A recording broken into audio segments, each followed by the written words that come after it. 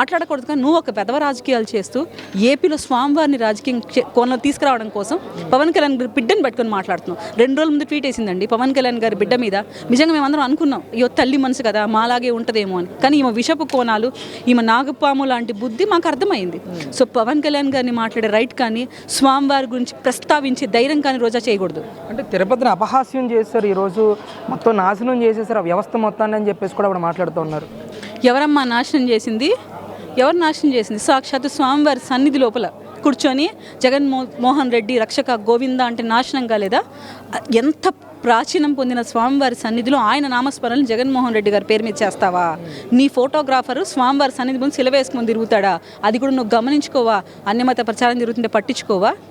ఈరోజు నువ్వు వచ్చి పవన్ కళ్యాణ్ గారి గురించో కూటమి గురించి మాట్లాడే రైట్ లేదు. కనీసం మీ నాయకుడు, నీ పార్టీ అధ్యక్షుడు గత 5 ఏళ్లలో ఒక్కసారి తన సతీమణితో పట్టు వస్త్రాలు సమర్పించలేదు.